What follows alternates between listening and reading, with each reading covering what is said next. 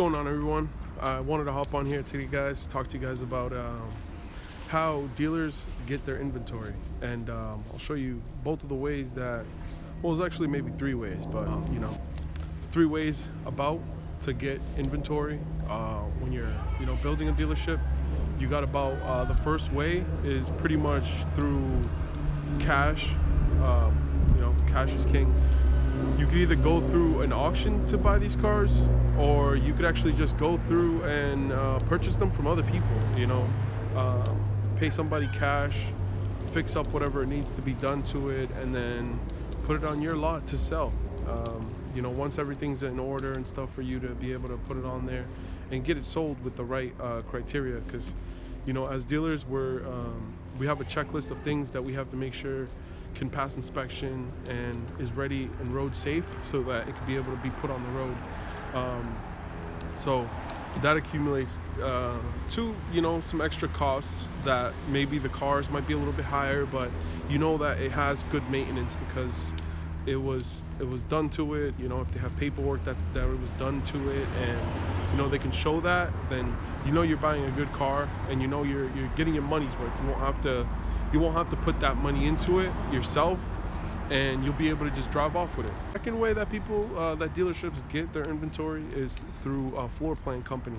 So floor planning is pretty much just like when someone else goes to finance. So somebody goes to finance the car, just like a normal customer would from a dealership, but this way the dealership goes to a bank to get the floor plan company. So the floor plan pretty much just allows you to have a credit limit of X amount of money that you could be able to then purchase vehicles and put them on your lot to sell. The only downfall with that one in comparison to buying it cash is that when you buy it cash, you don't really have an interest on it. So per se, the car sits on your dealership for a little bit. If you bought it cash, you don't really have that interest from the bank. So it saves you a lot. It saves you some money in the long run, because then you don't have that extra bill on top for each car that's sitting on the lot. Like they said with Carvana, when they were really going down in sales, they had to pay at least, I think they lost at least like $2,000 off of each car. And mind you, Carvana's got like a huge inventory. They got over like thousands of cars. So imagine how much money that is. And that's the only downfall, I think, on floor planning, is that if you have these cars for a long time, you're gonna end up paying a lot on fees just by having them sit there. A lot of these different companies have different plans where you can go from 30 months to 60 months and stuff and you could be able to pay it off on time and stuff, and you won't have you won't accrue more fees, which is we don't want to accrue more fees. We're already trying to keep a good number on these cars to be able to sell it forward for a good price.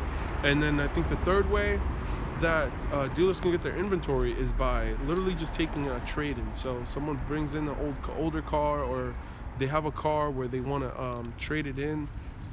They want to get one of your new cars or something on your lot. So they'll ask for, hey, how much can you give me for my car? And most dealers, we try to give you guys top dollar, so that we know, if you're going to be purchasing another vehicle from us, we'll give you top dollar, because, maybe we can sell it forward because of the amount that we got it for, or that we paid the customer for it. Per se, we gave the customer $2,000 for his or her car.